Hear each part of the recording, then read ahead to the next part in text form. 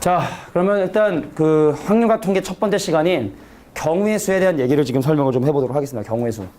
그러니까 우리 중학교 때 배웠을 거야. 그래서 경우의 수에 대한 기본적인 원리는 지금 뭐 보고 있냐면 올려 보고 있는 거지? 자, 경우의 수라는 건 어떤 사건이 일어날 수 있는 모든 경우의 가지수를 그 사건의 경우의 수라고 얘기를 해서 이 사건이라고 하는 건 있잖아. 어떤 이벤트야, 이벤트. 주사위를 던진다든지 아니면 동전을 던진다든지 하는 어떤 행동, 결과들이 예측될 수 있는 행동들을 우리는 바로 어떤 사건이라고 얘기를 하고, 그럼 그 사건이 나타났을 때, 실행이 됐을 때 나타날 수 있는 그런 모든 어떤 상황들의 가지수를 우리는 뭐라고 하냐면 경우의 수라고 이렇게 얘기를 합니다. 그래서 지금부터 이제 경우의 수 구하는 기본적인 방법에 대해서 몇 가지를 살펴볼 텐데, 자, 밑에 보면요. 경우의 수를 구할 때 니네가 주의해야 될 부분이 나오게 됩니다. 첫 번째 뭐냐면 경우의 수를 구할 때는 중학교 때 것까지는 그냥 우리가 편하게 계산할 수 있지만 고등학교 과정에 오면 당연히 중학교 때보다 좀 더 복잡한 경우의 수를 다루게 되겠지. 잠깐만. 다루게 되겠죠? 아, 마이크 켜져 있구나. 자, 그래서 고등학교 과정에서 경우의 수를 구할 때는 우리가 좀 두 가지를 좀 주의를 해야 되는데, 모든 경우를 계산해야 된다는 거. 자, 다시 한번 얘기할게. 경우의 수를 구하는데 한꺼번에 경우의 수를 구하기가 되게 힘듭니다. 그래서 이런 상황, 이런 상황, 이런 상황, 여러 가지 상황으로 나누어서 보통 경우의 수를 계산하게 되는데, 근데 그 경우를 나눌 때 중요한 건 바로 뭐냐면 빠짐없이, 그러니까 모든 경우를 빠짐없이 계산하는 것도 중요하고, 두 번째는 뭐냐면 중복되지 않도록 계산하는 게 되게 중요해. 예를 들어 내가 경우의 수를 나누는데 만약에 중복되는 부분이 생기면 교집합이라는 부분이 생기죠. 우리가 편하게 설명하면. 그럼 그건 나중에 또 빼는 번거로운 일들이 생기기 때문에 경우의 수를 계산할 땐 경우를 나눠서 생각을 하는데, 두 가지 중요한 바는 자, 빠짐이 없어야 되고 그 다음에 중복되지 않도록 그 두 가지를 꼭 생각해 주셔야 된다. 그 다음에 이제 두 번째, 그래서 그걸 구하는 방법에 일반적으로 두 가지 대표적인 방법들이 있는데, 수영도라 해가지고, 니네 혹시 초등학교 때 수영도 배운 적 있어? 왜 경우의 수를 계산하는데 노가다를 띄는데 이게 우리가 막 헷갈릴 수 있기 때문에, 예를 들어 뭐 첫 번째 누가 오고 두 번째 누가 오고 세 번째 누가 오는 걸 하나하나 일렬로 나열해서 이렇게 확인하는 방법이 있고, 근데 이제 사전식 배열법이라는 방법이 뭐냐면, 니네 영어 사전 찾아본 적 있냐? 요즘에는 워낙 이제 스마트폰 어플로 검색하면 영어 단어가 나오니까 우리가 사실 사전식 배열이라는 걸 우리가 확인할 방법이 사실 없는데, 사전식 배열법이라는 건 간단한 예를 한번 들어볼게요. 옆에 적어두자. 예를 들어 만약에 A하고 B하고 C를 나열하는 방법을 생각을 할 때 사전식 배열이라는 건 뭐냐면, 영어 문자는 알파벳이 빠른 순으로 알파벳 순서대로 정리하는 방법. 그러니까 A, B, C를 나열하는데 어떤 순서로 나열하냐. 자, 알파벳 작은 거. 자, A, B, C를 나열하고 그 다음 A, C, B를 나열하고. 그러니까 알파벳이 그 순서가 빠르게 최대한 앞에 올 수 있게끔 나열하는 방법인데, 그럼 이제 A로 시작하는 건 끝났죠. 그럼 그 다음에 뭐가 온다? B 다음에 A, C 오고, 그 다음 B 다음에 C, A 오고, C 다음에 A, B 오고, 그 다음에 C 다음에 B, A 오는, 자, 이런 것들을 우리는 바로 사전식 배열 방법이다 라고 얘기를 하게 됩니다. 그럼 만약에 숫자, 이건 좀 많을 수가 있는데, 숫자 1, 2, 3, 4를 만약에 사전식 배열 방법으로 나열하라 라고 얘기를 하면, 제일 작은 숫자 1, 2, 3, 4 먼저 써주고, 그 다음 뭐겠까? 1, 2, 3, 4를 여기서 만들 수 있는 네 자리 숫자 중에 1, 2, 3, 4 다음 수는 누굴까요? 같이 한번 얘기해보자. 1, 2, 4, 3이겠지? 그럼 1, 2로 시작하는 거 다 끝났지? 그럼 1, 3으로 시작해야겠지. 4보다는 3이 작으니까. 그럼 1, 3. 그럼 남은 게 2니까 2, 4. 그 다음 1, 3, 4, 2. 오케이? 그 다음에 1, 3으로 시작한 거 끝났네? 그럼 1, 4. 그 다음 뭐야? 2, 3. 그 다음에 1, 4, 3, 2. 그럼 1로 시작하는 거 끝났네? 그럼 1로 시작하고 끝났으니까 이제 2로 시작을 하자. 2 썼고 남은 건 1, 3, 4고, 그럼 2, 1, 3, 4. 그 다음에 2, 1, 4, 3. 자, 이런 식으로 나열하는 방법들을 우리는 바로 사전식 배열법이다 라고 얘기를 합니다. 선생님 때는 컴퓨터로 단어를 찾는 건 상상을 할 수 없던 시기이기 때문에, 핸드폰으로 영어 단어를 찾는 거는 상상도 못했던 시기이기 때문에 누구나 다 영어 사전을 들고 다녔고, 그래서 사전을 매일 찾다 보면은 너무나 자연스럽게 사전식 배열법이 무엇인지를 깨닫는데, 요즘에는 이제 사전 찾을 일이 없으니까 찾아본 적 있냐? 영어 사전 뒤져본 적 있어 혹시? 어렸을 때나 뭐 한두 번 뒤져봤을 때. 그래서 사전식 배열 방법이라는 건, 자, 이런 걸 우리가 바로 사전식 배열법이라고 얘기한다. 기억해 둡니다. 자, 이제 중요한 거는 경우의 수를 더할 때가 있고 곱할 때가 있는데, 사실은 지금 우리가 뭐 정상적인 교육 과정을 지금 밟아온 학생이라고 한다면, 중학교 때 뭐 어디 외국에 나갔다가 유학하고 온 학생 아니라고 한다면, 언제 경우의 수를 더하고 언제 경우의 수를 곱해야 되는지 분명히 잘 알 거라 생각을 해. 근데 우리가 이제 경우의 수를 더하는 거랑 곱하는 거랑 정확하게 잘 이해해 줘야 되는 게 나중에 확률도 계산을 하는데 확률도 언제 더하고 언제 곱하는지를 헷갈려 하는 경우들이 있습니다. 그래서 일단 전반적으로 먼저 한번 쭉 살펴보고 정리는 나중에 해보도록 할게. 자, 합의 법칙이라 해서 경우의 수를 언제 더하는지에 대한 얘기를 지금 얘기하고 있는데요. 자, 경우의 수를 언제 더한다고 지금 얘기를 하고 있냐면 동시에 일어나지 않는 상황. 예를 들어 이런 거야. 예를 들어 어떤 분식집에 갔어요. 배고프네.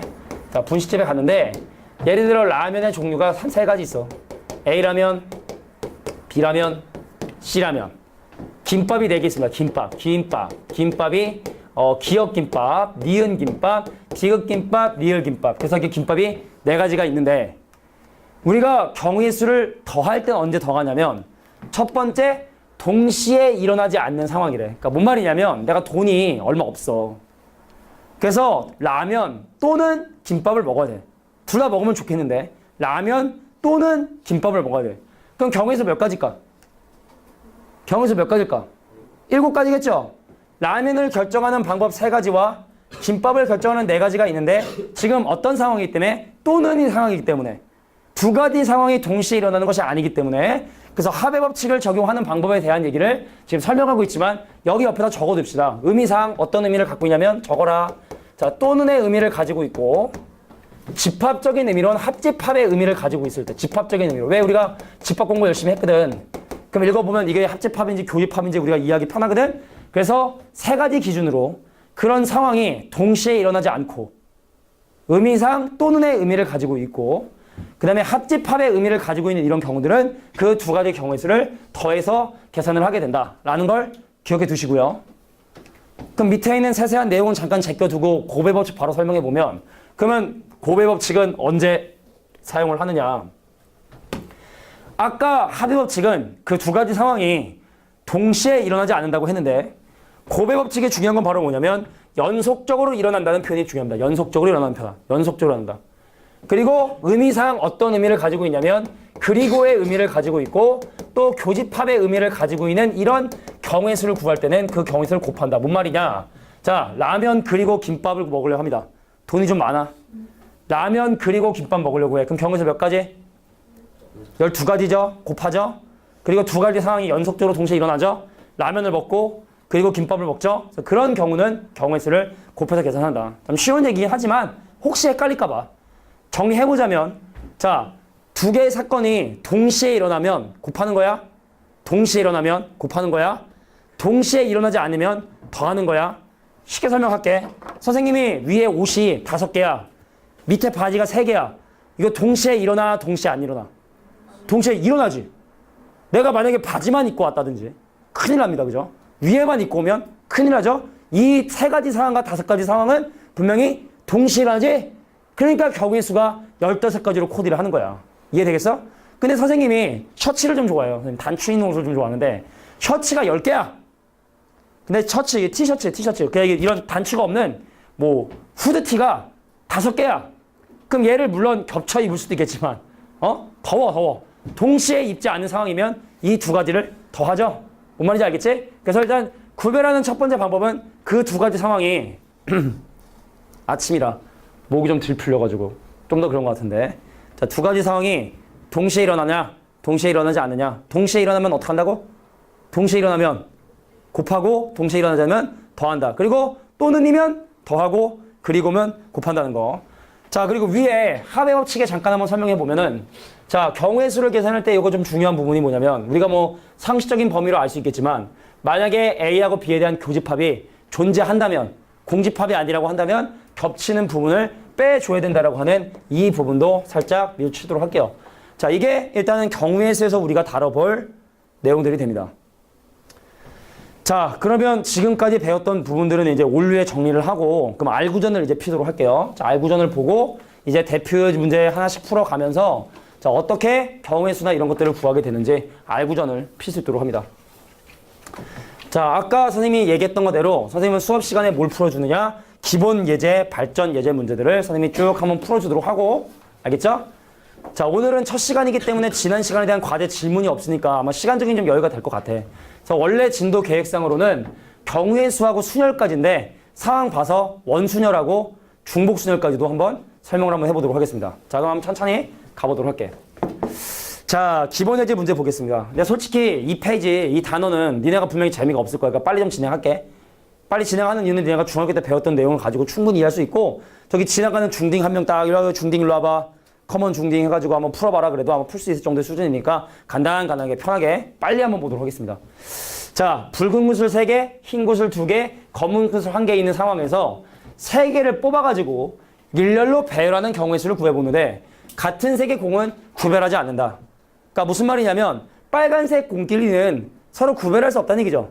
그래서 붉은 구슬을 내가 편의상 A라고 잠깐 놓고 흰 구슬을 편의상 B라고 놓고 검은 구슬을 C라고 놓으면 A 3개, B 2개, C 하나. 그럼 여기서 3개의 구슬을 선택을 해서 걔네들을 일렬로 배열하는 방법의 수를 전부 다 구해보려고 하는 거야.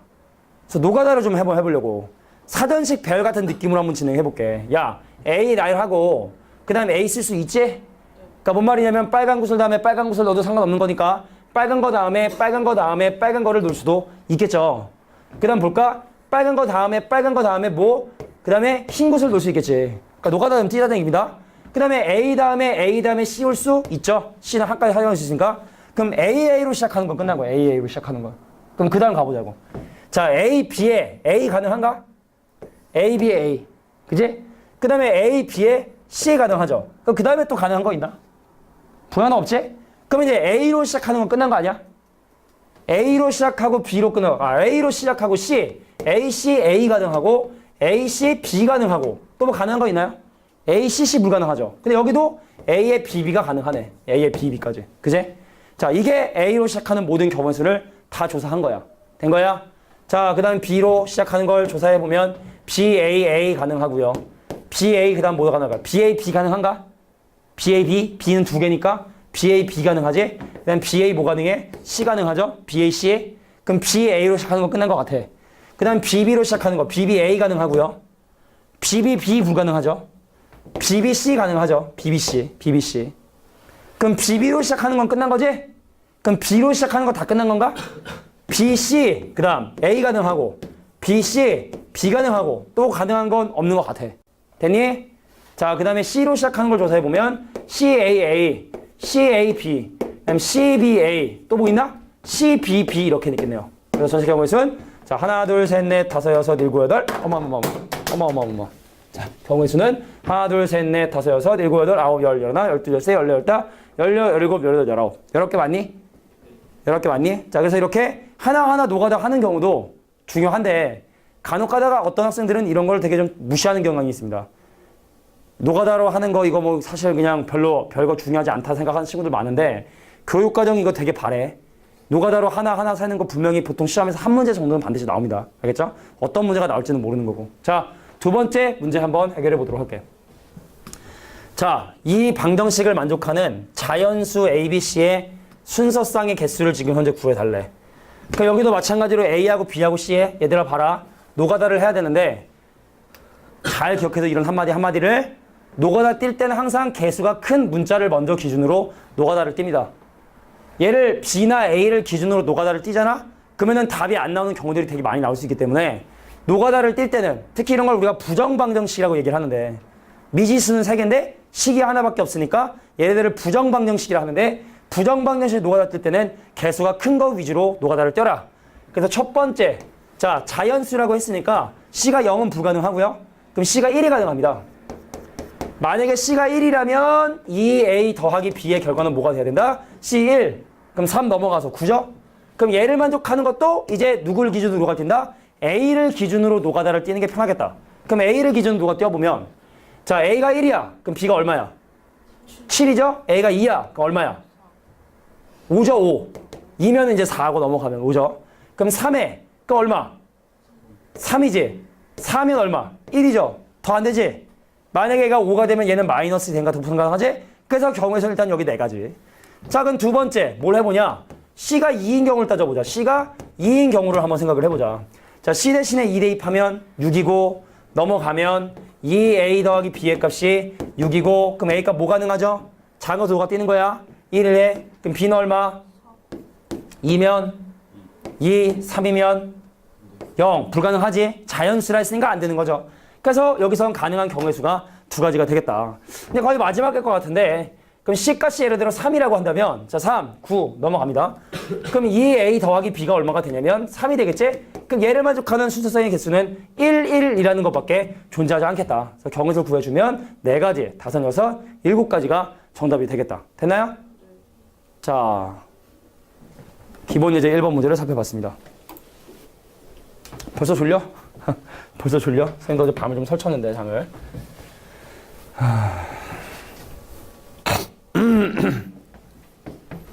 자, 빨리빨리 볼게. 자, 기본 예제 2번 문제를 보면 4명의 학생이 각자의 볼펜을 하나씩 상자에 넣고 잘 섞은 후 다시 상자에 하나씩 꺼내어 가져왔을 때 4명이 모두 자기가 맡긴 그 볼펜이 아닌 것을 구하는 방법 적어둡니다. 요 옆에. 이걸 뭐라고 하냐면 교란순열이라고 얘기합니다. 교란순열. 교란순열. 교란순열. 자기가 자기 것을 갖지 않는 방법의 수야. 아주 대표적인 노가다 문제입니다.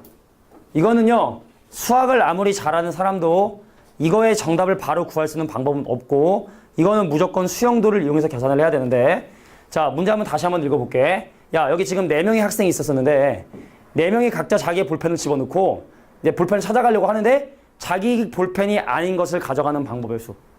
어떤 경우로 많이 나오냐면, 왜 눈을 감고 있지? 왜 눈을 감고 있어? 졸려? 아, 그래? 졸리면 서서 들어도 돼, 진짜로. 알겠지? 자, 다시 한번 얘기할게. 만약에 이 소방서야, 소방서. 니네 5명이 소방관인데, 여기 니네 모자가 이렇게 딱 걸려 있는 거야. 근데 불이 났어! 해서 출동을 하는 거야. 그럼 모자를 막 쓰고 나가겠지? 근데 모두 다 자기 모자를 쓰지 않는 경우의 수. 뭐 이런 거야. 자기가 자기 것에 대응되지 않는 방법의 수. 이런 걸 교란순열이라고 얘기를 하게 됩니다. 그래서 이 교란순열은 있잖아. 대상 원소의 개수가 몇 개냐에 따라 경우의 수가 이미 결정이 되어 있습니다. 몇 명입니까? 4명이죠?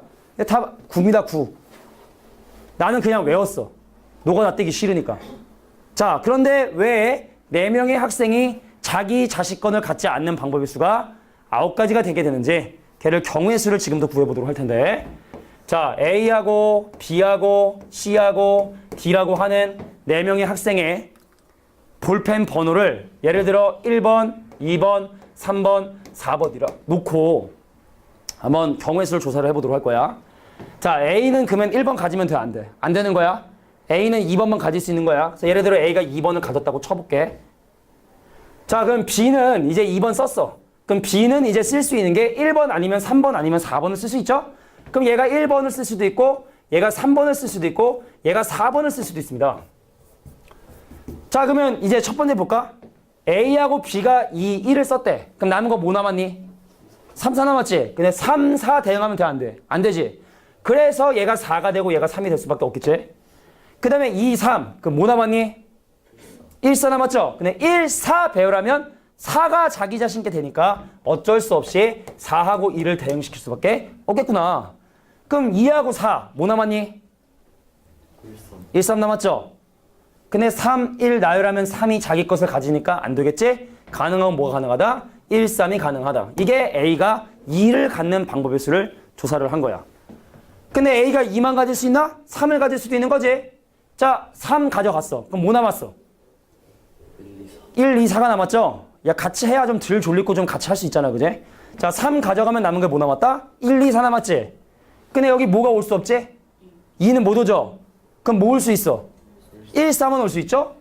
이런 걸 수영도라고 얘기를 한다는 거야. 이런 걸 수영도. 가지치기로 이렇게 경우를 구하는 거. 빠뜨리지 않기 위해서.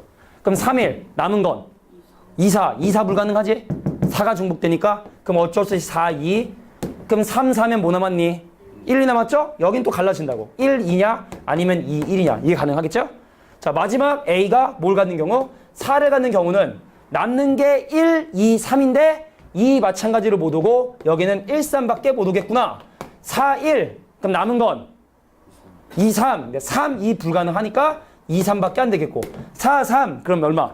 1, 2 남았고. 그래서 여기는 1, 2도 가능하고 2, 1도 가능하다. 그래서 경우의 수 하나, 둘, 셋, 넷, 다섯, 여섯, 일곱, 여덟, 9가지 경우의 수가 존재하게 된다. 자, 이게 바로 교란순열 문제가 됩니다. 근데 만약에 여기에 학생이 한 명 더 추가되면 겁나 빡세지 않겠냐? 자, 그거는 선생님이 간단하게 미리 연습을 해줄게. 5명인 경우는 어떻게 하는지. 근데 이 결과를 잠깐 한번 보면은 A가 2를 갖든 3을 갖든 4를 갖든 이거 공평한 거 아니야? A가 자기 자신 1이 아닌 누군가를 갖든 간에 이 경우의 수는 다 똑같이 세 가지가 나올 수밖에 없는 거잖아. 그지? 내가 지금 하는 게 무슨 얘기인지 알겠어? 그래서 만약에 5명짜리 교란 수녀를 한다. 정답은 44가지입니다. 난 외웠습니다. 워낙 자주 나오고 하니까 외워버렸는데 그럼 만약에 A, B, C, D, E라고 하는 5명의 교란 수녀를 지금 해보려고 하는데 그럼 얘네들의 번호가 1번, 2번, 3번, 4번, 5번일 때 과연 교란 수녀를 몇 가지냐? 그래서 나는 A가 예를 들어 2를 가졌다면 할 거고 그 얘를 노가다를 뛸 겁니다. 근데 A가 2를 가져가나 3을 가져가나 4를 가져가나 5를 가져가나 다 공평한 거잖아. 그래서 이 노가다 뛴 다음에 뭐 할 거냐? 마지막에 곱하기 4를 해서 나머지들은 특별히 구하지 않을 거라고. 말 이해하겠어? 그러니까 여기서는 나름대로 얘네 안에서 노가다를 떠줘야 되는 거죠. 빨리 가볼게. 야, 2 썼니? 그럼 B는 뭐 아니면 뭐 아니면 뭐야? 1 아니면 3 아니면 4 아니면 5죠. 맞니? 근데 여기서도 그러면 요거 구하고 이렇게 4배 하고 그러면 안 돼. 하나를 선택했기 때문에 여기는 좀 경우수에 달라질 수 있습니다. 2, 1. 그럼 남은 게 3, 4, 5. 그럼 여기서 3은 안 되니까 4 아니면 5를 가져가겠고. 그럼 2, 1, 4면 남은 게 3, 5. 근데 3, 5는 안 되니까 5, 3 가능하겠죠? 1, 2, 5. 그 남은 게 3, 4. 4 못 가져가니까 어쩔 수 없이 3, 4. 요거밖에 불가능합니다. 자, 2, 3. 그럼 남은 게 1, 4, 5. 그럼 얘가 1도 되고 얘가 4가 되고 얘 5도 되고 그럼 1, 2, 3 빼면 남은 게 4, 5니까 여기는 5, 4. 그 다음에 2, 3, 4. 그럼 남은 게 1, 5. 5가 겹치면 안 되니까 5, 1. 그럼 2, 3, 5. 그럼 남은 게 뭐야? 1, 4? 4, 1 안 되니까 1, 4. 그 다음에 2, 4. 그럼 남은 건 1, 3, 5. 그죠? 근데 3은 안 되니까 1하고 5밖에 안 되겠구나. 그럼 1, 2, 4면 남은 건 3하고 5인데 5하고 3밖에 안 되고 2, 4, 5면 남은 게 1, 3인데 얘는 1, 3도 되고 3, 1도 되고 자, 2, 5 그럼 남은 게 1 되고 3 안 되고 4 되고 그럼 1, 2, 5 썼으면 남은 게 3, 4인데 4 안 되니까 3, 4 되고 그 다음에 2, 5, 4면 남은 게 1, 3 얘는 두 가지 다 되겠네. 1, 3도 되고 3, 1도 되고 경우서 하나, 둘, 셋, 넷, 다섯, 여섯, 일곱, 여덟, 아홉, 열, 11개 그럼 거기에 곱하기 4 하니까 44개. 그래서 교란순열 유명하니까 원소 4개 9가지 원소 5개 11가지 11가지의 4배인 44가지. 근데 6명은 내가 문제기 본 적이 없어. 6명이면 너무 많아지겠지? 그건 우리가 그걸 시험으로 평가하기엔 좀 부적합하지? 6명이 너무 많으니까 그래서 4명하고 5명 정도의 교란순열만 기억해 두면 큰 문제 되지 않겠다. 됐습니까? 자, 이번 단원에서 니네가 유일하게 좀 고민해 볼 만한 내용들은 이런 내용일 것 같아. 그래서 바로 다음 내용 또 확인해 보도록 하겠습니다. 자, 내용은 들으면서 적으면서 그럴 수 있도록 해.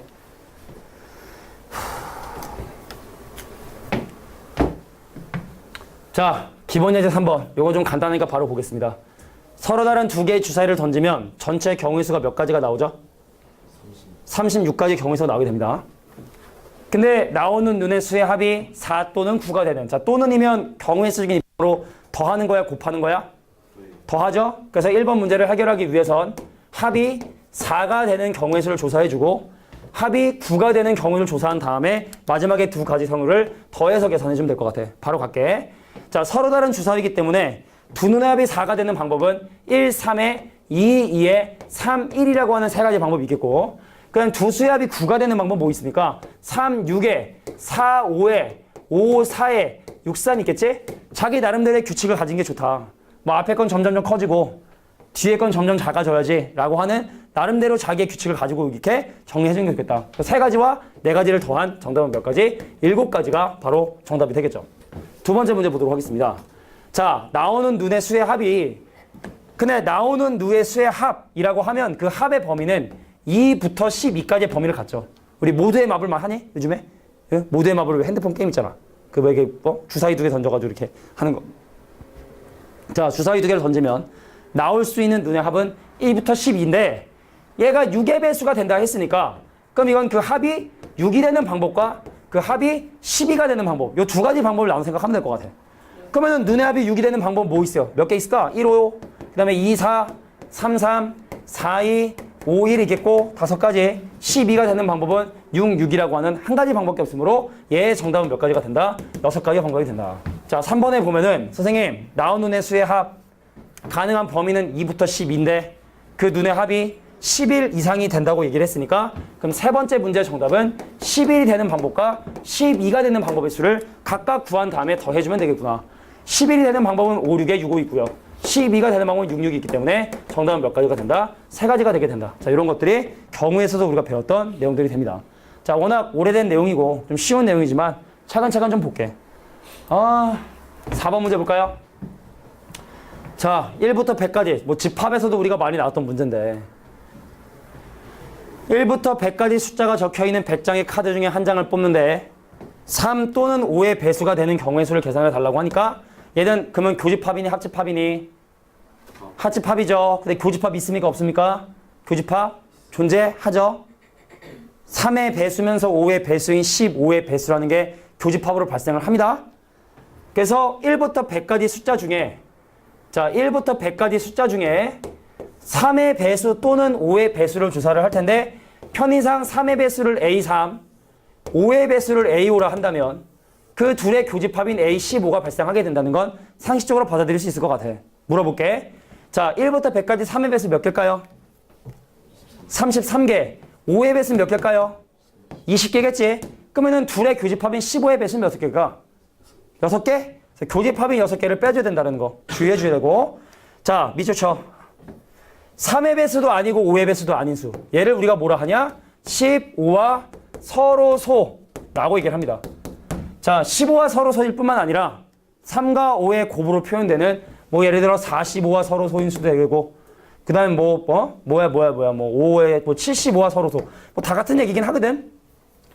자, 우리가 15나 45나 75들이 모두 다 3의 거듭제곱 곱하기 5의 거듭제곱의 형태로 표현이 되기 때문에 3의 배수도 아니고 5의 배수도 아니라는 걸 사람들은 뭐 15와 서로 소인수다 라고도 이렇게 얘기를 하는데 벤다이그램으로 찾아보면 바로 어디냐면 이 부분에 해당하는 것이 3의 배수도 아니고 5의 배수도 아닌 부분이 되겠죠. 자, 얘랑 더하면 53, 6을 빼면 47. 그럼 합집합의 원소가 47이니까 나머지는 53개 되겠지? 자, 그래서 서로 소인수의 개수는 53개가 된다. 그래서 기본 문제에서 4번 문제를 해결해 봤습니다.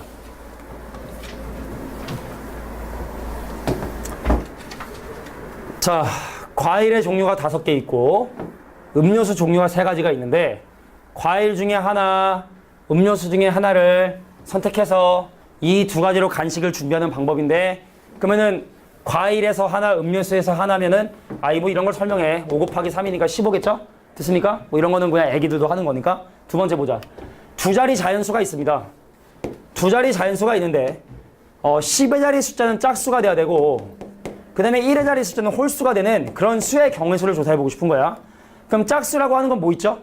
2자리 자연수니까 뭐 0, 2, 4, 6, 8을 생각할 수 있는데 0은 제외해야 되니까 여기 올 수 있는 수는 2나 4나 6이나 8이라고 하는 4가지 경우의 수가 오겠고 거기 홀수에는 1, 3, 5, 7, 9라고 하는 5가지 경우의 수가 오게 되니까 얘를 곱한 20가지가 되겠다. 여기는 뭐 그냥 간단하게 넘어갈 수 있는 부분인 것 같아. 자, 기본에 이제 6번 문제 보도록 할게. 자, 글쎄, 뭐 요건 또 니네한테 기본적으로 느껴질지 모르겠어. 야, 108의 개수, 108의 약수의 개수를 물어보면 니네 그렇게 하잖아, 보통은. 1에 108, 2에 54 이렇게 하잖아. 근데 그게 아니라 다른 관점으로 약수의 개수를 조사해 보려고 하는 거야. 자, 가볼게. 108이라는 숫자를 인수분해를 해보면 2, 54, 2, 27, 그럼 얘가 3의 3승. 그래서 108이라는 숫자를 인수분해를 해보면 2의 제곱 곱하기 3의 3승이라 할 수 있습니다. 근데 혹시 기억나니? 여기다 1 더하고 여기다 1 더한 다음에 곱하면 약수개수 됐던 거 기억나? 근데 왜 그런지도 혹시 기억나? 우리가 곱하기를 아무리 해도 의미 없는 수가 있어. 뭐가 있을까요? 딴 친구들은 별로 관심이 없나 봐. 아니, 내가 이름을 잘 못 외워서 그러는데. 보인 거 친구 이름이 뭐였지? 승환이? 승학? 승학이. 너무 쉽나? 지금 하는 내용이? 쉽지? 쉬워서 그런 거지, 그지? 그러니까 뭐 지금 애들이 전체적인 분위기가 너무 쉬워서 그런 건지 집중을 잘 못하고 있는 것 같아서. 그럼 바로 문제 풀면 다 할 수 있을까? 근데 워낙 이제 올해 니네가 전에 배웠던 내용들이기 때문에 다시 한번 정리하는 과정인데, 근데 모르겠어. 이렇게 반응들이 시큰둥한 경우는 드문데, 드뭅니다. 자, 그럼 이유를 한번 설명해 볼까, 승강이가? 왜 여기다 1을 더하고 왜 1을 더해서 곱하면 약수의 개수가 나오게 될까? 이유를 한번 설명해 볼까? 왜 1을 더하고 곱하면 약수의 개수가 될까요? 그렇게 배워서? 그러니까 나는 지금 그 이유를 설명해 주려고 하는 거야.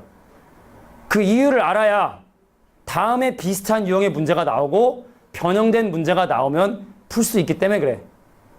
자, 다시 한번 얘기할게. 자, 제이야, 졸립니? 야, 졸리면 자는 거냐, 근데? 궁금해서 그러는 건데. 졸리면 자, 그냥? 우리가 이제 토요일 날 항상 이 시간에 이제 수업을 진행을 하기 때문에 어제 다 몇 시에 잤니?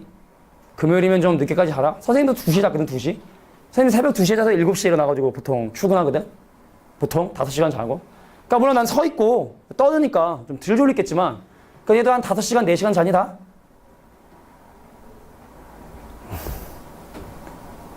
지난번에 화요일 날도 수업 촬영하다가 사실은 수업 분위기가 별로여서 사실은 촬영을 중단을 했는데 일단 뭐 선생님 돌려야기지 않겠습니다. 수업 분위기는 상당히 좋지 않습니다. 지금 안다고 생각을 하는데 이유를 뭐 알지 않고 결론만 알려고 하는 사람도 있는 것 같고 그냥 졸리면 자는 사람도 있는 것 같고 이런 내가 분명히 지난번 얘기했지만 이런 마인드로 무슨 이과를 옵니까?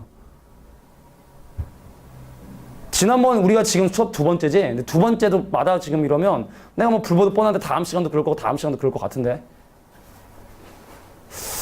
자, 이해하기 좀 힘듭니다, 사실은.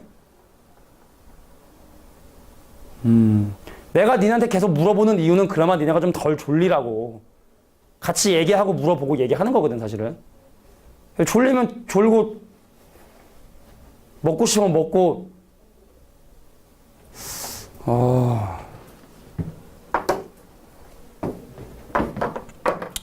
자, 일단은 수업 시간이니까 계속 설명은 하긴 할 텐데 좀 반성해야 되지 않을까 생각이 들어요. 알겠죠? 자, 갑니다.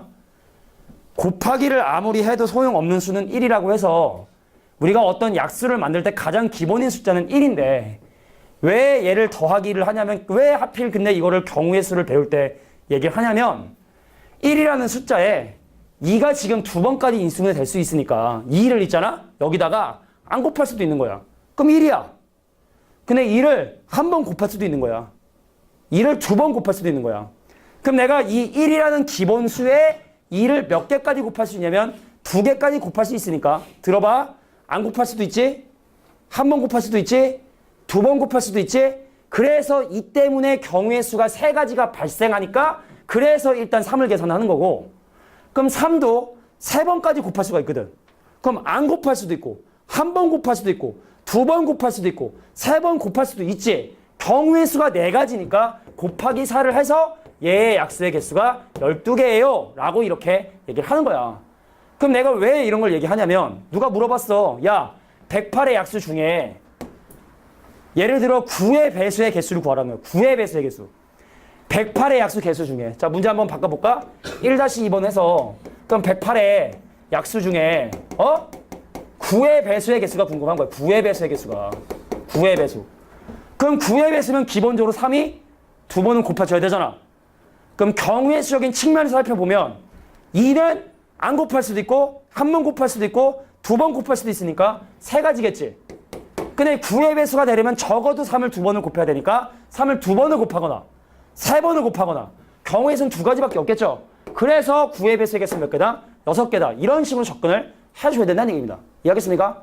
그래서 이렇게 경우의 수를 구할 때 약수의 개수의 개념이 다시 한번 나오게 되는 거야. 이해할 수 있겠어? 되겠니?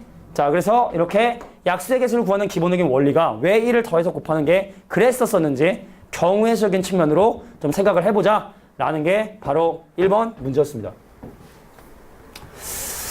자, 2번째 문제 볼게. 얘를 전개하면 전개라고 하는 게 바로 뭐냐면 전개라는 게 뭐냐면 우리가 다항 항이 여러 개 있는 이런 가로 중에서 하나를 선택을 해. A하고 B 중에 하나를 선택을 해. 경우의 수 두 가지야. 그러면 X하고 Y하고 Z 중에 하나를 선택을 해. 경우의 수 세 가지야. 더하겠니 곱하겠니? 더하겠니 곱하겠니? 더하겠니 곱하겠니? 두 가지 경우술 곱하겠지? 그 이유는 두 개의 항 중에 하나를 선택하고 그리고 세 개의 항 중에 하나를 선택하고 그리고니까 동시에 일어나니까 그래서 2하고 3을 곱해서 얘를 전개하면 발생하는 개수는 2 곱하기 3에 해당하는 6가지 경우의 수가 되겠다. 됐습니까? 그러니까 이것도 간단하게 좀 예를 한번 더 해볼까? 야, A 더하기 B 더하기 C에다가 예를 들어 X 더하기 Y에다가 그 다음 Z 더하기 W 더하기 K 얘를 전개한다. 그 얘를 전개했을 때 항이 몇 개가 나오냐? 3 곱하기 2 곱하기 3 돼서 얘를 전개하게 되면은 18가지 항이 나오게 되게 된다. 경우생처럼 전개라는 건 다시 한번 얘기했지만 다항에서 항을 하나 선택하여 곱하는 거.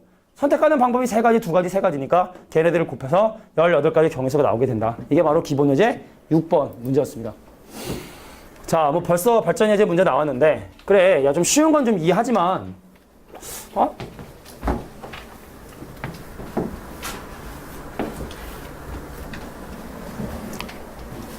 그 이 반 말고 다른 반의 친구들은 선생님이랑 같이 수업했던 친구들이 있어서 걔네들은 내가 좀 편한가 봐. 그 니네는 벌써 내가 편하냐? 그렇게? 편해? 친근함이 막 느껴져. 자, 보겠습니다. 야, 내가 근데 이렇게 격양까지 하는 이유는 솔직하게 해가지고 니네 문과면 진짜 상관없거든. 솔직히 진짜 까놓고 해가지고 문과면 그냥 수술해도 돼. 솔직히 확통 1년 동안 하고 남은 게 미적분원하고 확통밖에 안 남았는데 뭐 수술해도 되거든? 근데 이과는 안 돼 진짜로. 그 니네 이게 되게 마음이 편해 보여가지고 내가 분명 지난번에 한번 강조했잖아. 니네 지금 이렇게 편한 마음으로 이과 공부할 거면 진짜 지금이야 늦지 않았으면 문과 가는 게 좋습니다. 진짜 솔직하게 얘기하는 건데 진짜로. 미친 듯이 막 돈에 도끼 품고 품어야 해야지 간신히 따라갈 텐데. 진심으로 하는 얘기다. 진심으로 하는 얘기 알겠죠? 문과라면 상관없어. 내 문과라면 화내지도 않아. 아 졸려? 우리 좀 쉬자. 잠깐 쉬고 하고 그럴 거야. 문과면. 진짜 내 솔직하게 얘기하면 알겠지? 뭐 혹시 나중에 강의 이거 문과 학생 중에 누가 이걸 볼지 모르겠지만 문과면 천천히 해도 돼. 이과잖아. 진짜 할 게 진짜 많은데. 자 갈게. 내가 분명히 했지. 아까 니네 상태 봐서 상태 괜찮으면은 진도 계획보다 더 나간다 했잖아. 근데 지금 같은 상황이면 더 못 나가요. 니네가 만드는 거야. 그 수업 분위기나 환경들은. 내가 니네한테 뭘 내주고 하는 거는 니네에 의해서 결정이 되는 거야. 자, 발전 예제는 조금 약간 난이도 있으니까 한번 볼게. 솔직히 별로 안 어려워. 경우의 수는 알아.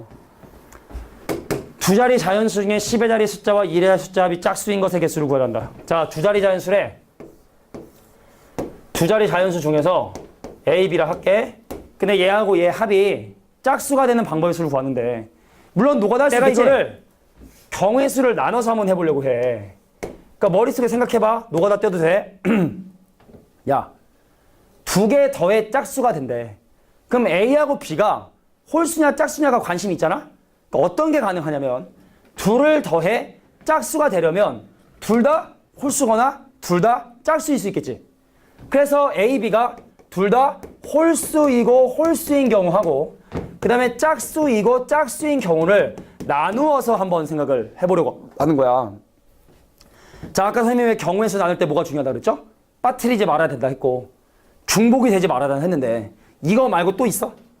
얘랑 더해서 짝수 되는 방법이 이거 말고 또 있어? 이게 바로 그거야. 빠짐이 없이 내가 나눈 거고 막 홀수면서 짝수이고 동시에 그럴 수 있니? 불가능하죠? 그래서 이렇게 두 가지 경우로 나눠서 계산을 하는 게 일반적인 방법이 되는데 그러면 지금 A하고 B가 될 수 있는 수는 특별히 어떤 조건을 제한하지 않았기 때문에 그럼 A가 될 수 있는 거 몇 가지니 홀수? 홀수 몇 가지겠니? 네 가지? 어떤 홀수? 1, 3, 5, 7, 9도 가능하죠. 5가지 가능하고요. 그러니까 여기 올 수 있는 홀수는 자 서로 다른 숫자를 써야 된다라든지 특별한 언급이 없기 때문에 같은 홀수 올 수 있죠. 그래서 경우의 수 몇 가지가 온다? 5가지 경우의 수가 되게 된다. 자 10의 자리 짝수 몇 가지? 2, 4, 6, 8 4가지. 근데 여기는 뭐 0 올 수 있지. 0 올 수 있지. 그래서 5가지. 그래서 여기선 곱했네 25가지. 여긴 곱했네 20가지. 근데 이건 어떻게 한다? 더한다는 거 마지막에. 이거 왜 더해? 이건 왜 더해? 여기 봐. 얘랑은 동시에 일어나니까 곱하는 거야. 근데 얘랑은 동시에 일어날 수 없는 상황이잖아. 더하는 거야. 알겠지?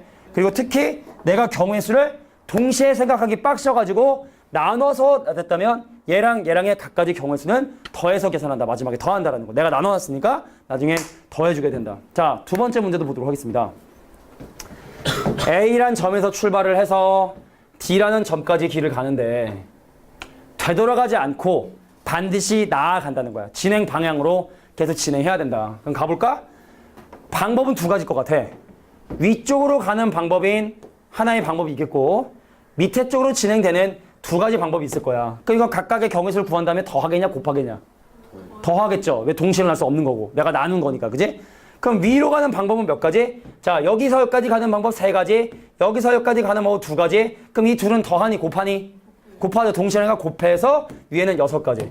그럼 밑에는 두 가지 여기 세 가지 곱해서 밑에도 여섯 가지. 그 마지막에 이거는 더해가지고 12가지. 오케이?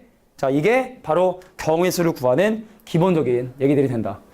자, 발전 예제 2번 문제 보겠습니다. 자, 우리가 뭐 중학교 때도 많이 했던 내용이지만 여기서 중요한 건 바로 뭐냐면 같은 색을 여러 번 사용할 수 있다는 얘기입니다.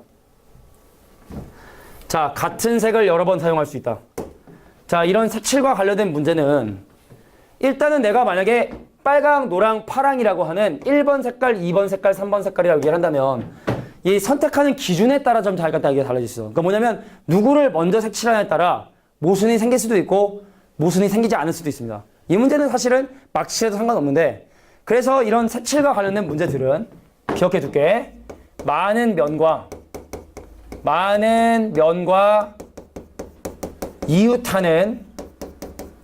이웃하는 면을 우선 색칠을 해줘야 모순이 발생하지 않게 됩니다.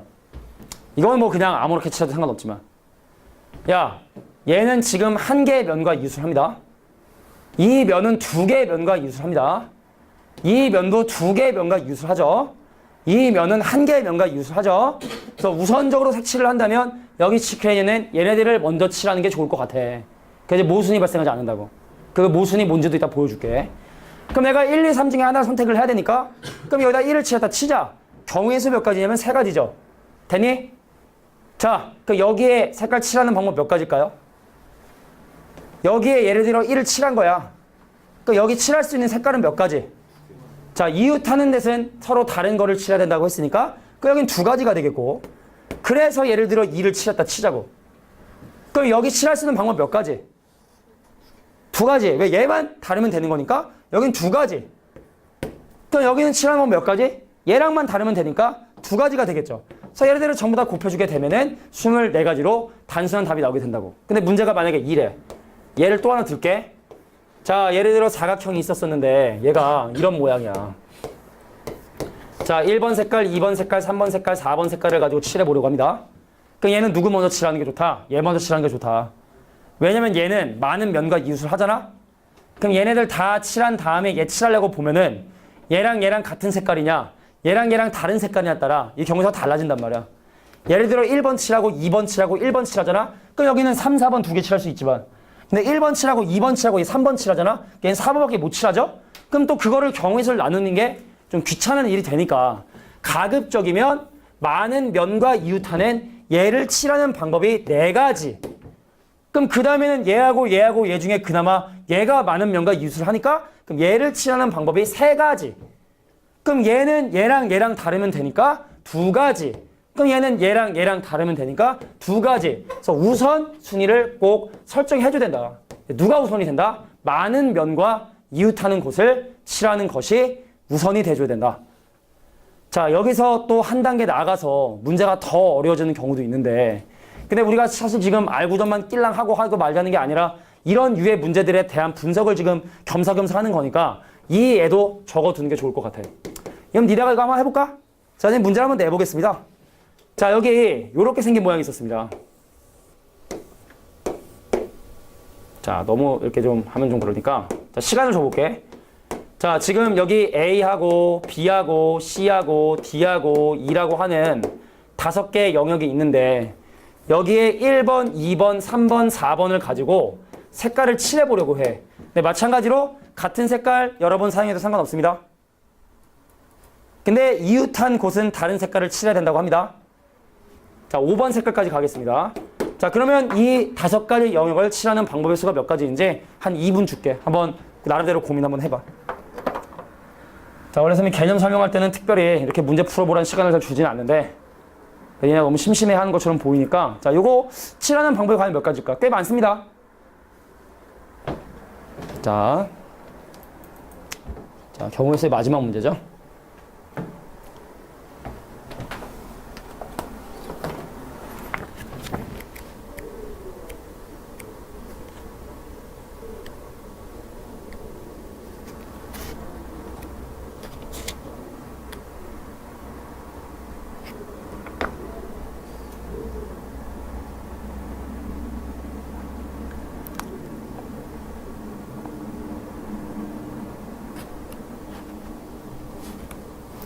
자, 지금 아마 색깔을 생각을 하면서 좀 약간 그럼 이건 어떻게 해야 되나라는 아마 고민이 나와야 사실 이게 정상적인 건데.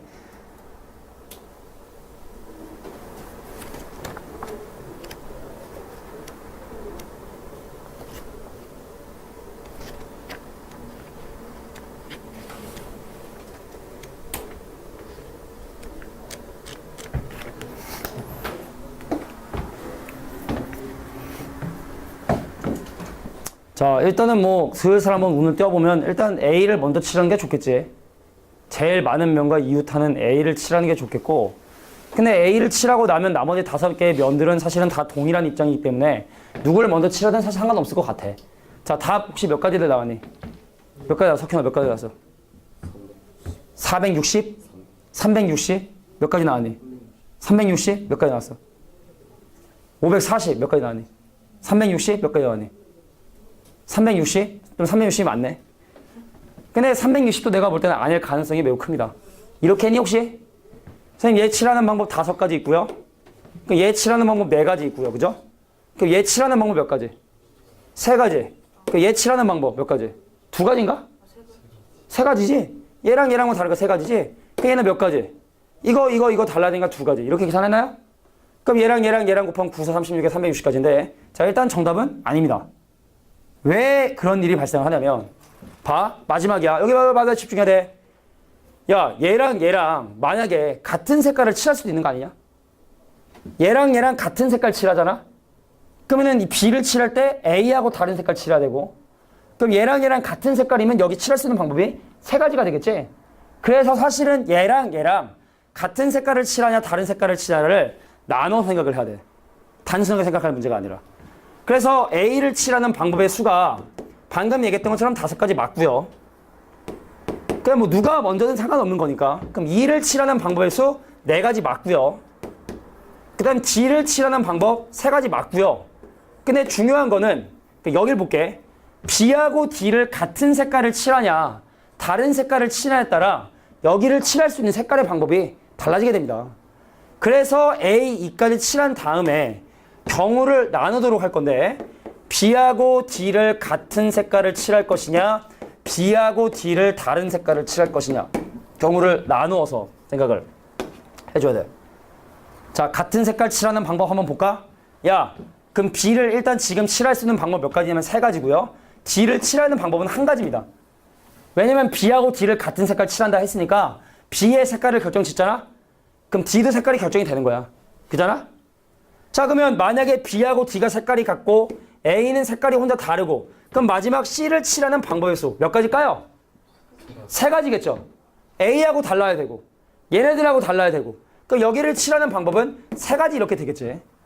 근데 만약에 B하고 D를 다른 색깔을 칠한다면 자, B를 결정하는 방법 얘랑 달라야 되니까 3가지. 그럼 D를 칠하는 방법은 얘랑 달라야 되고 근데 얘랑도 달라야 되고 그럼 3가지 색깔이 사용이 됐으니까 2가지가 되겠고 그럼 여기는 X, 여기는 V, 여기는 세모 그러면 C를 칠하는 방법의 수 몇 가지? 2가지겠죠? 3가지랑 이웃하니까 그럼 여긴 곱하기 2가지가 되겠다. 그래서 여기서 9가지 여기는 몇 가지? 12가지 그럼 합하면 21가지 그래서 20가지에 21가지를 하니까 420가지가 내가 원하는 경우의 수가 되게 된다. 됐습니까? 그러니까 이게 단순 색칠 문제도 사실 난이도가 높아지면 어려울 수가 있어요. 그래서 기본적으로 나열이 되어 있는 경우들은 많은 면과 이웃하는 것만 생각하면 되지만 자, 느낌 이렇게 얘기할게. 약간 순환하는 느낌 나오는 경우에 순환하는 느낌이 나오는 경우는 나중에 우리가 조금 더 고급적인 경우의 수를 배우는 스킬들을 배우면 좀 더 쉽게 하는 방법이 있긴 있거든. 근데 지금은 이렇게 하는 게 거의 유일한 방법일 것 같습니다. 자, 여기가 바로 경우의 수에 대한 내용이 된대. 일단 잠깐 쉬고 갈게요.